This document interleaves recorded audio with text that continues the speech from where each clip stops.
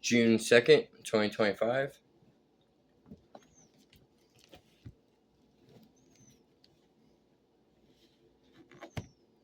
Second Corinthians 12.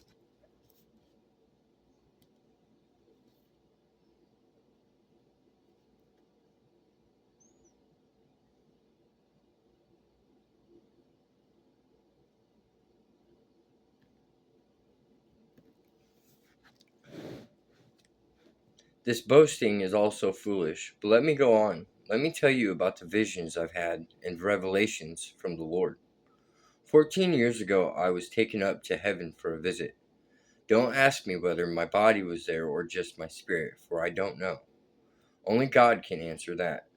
But anyway, there I was in paradise and heard things so astounding that they are beyond a man's power to describe or put in words.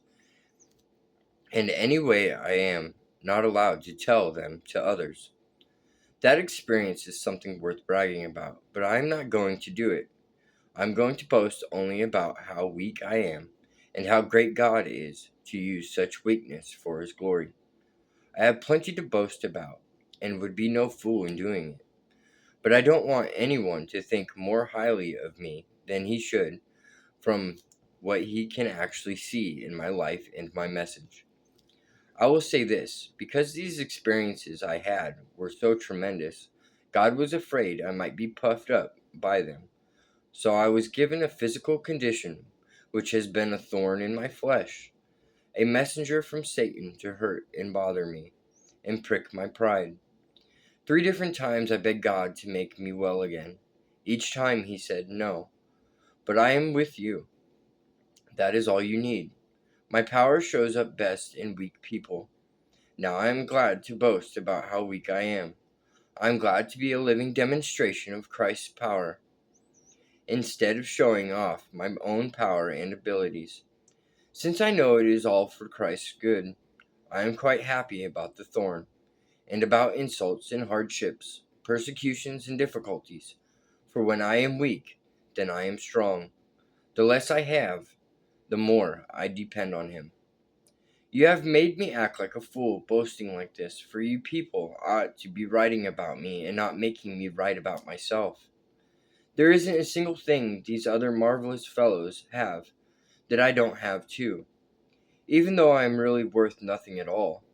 When I was there, I certainly gave you every proof that I was truly an apostle, sent to you by God Himself. For I patiently did many wonders and signs and mighty works among you. The only thing I didn't do for you that I do everywhere else in all other churches was to become a burden to you. I didn't ask you to give me food to eat and a place to stay. Please forgive me for this wrong.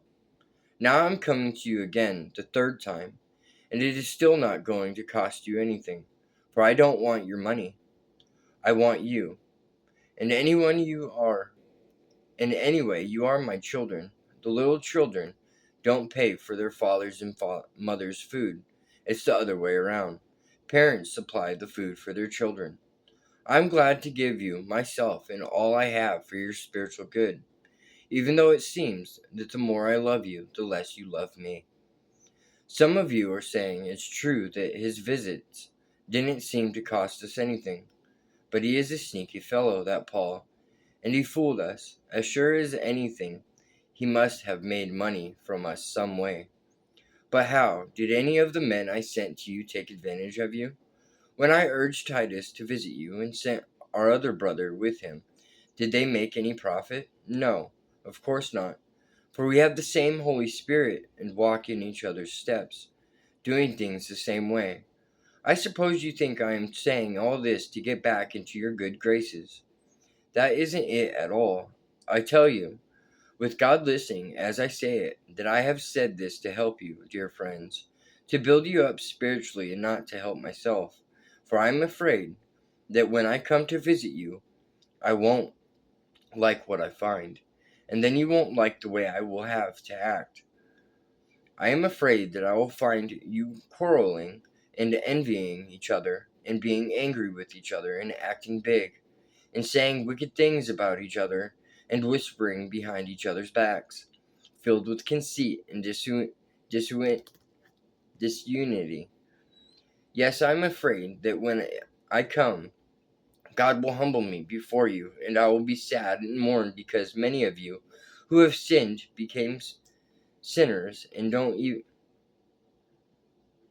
even care about the wicked, impure things you have done, your lust and immorality, and the taking of other men's wives.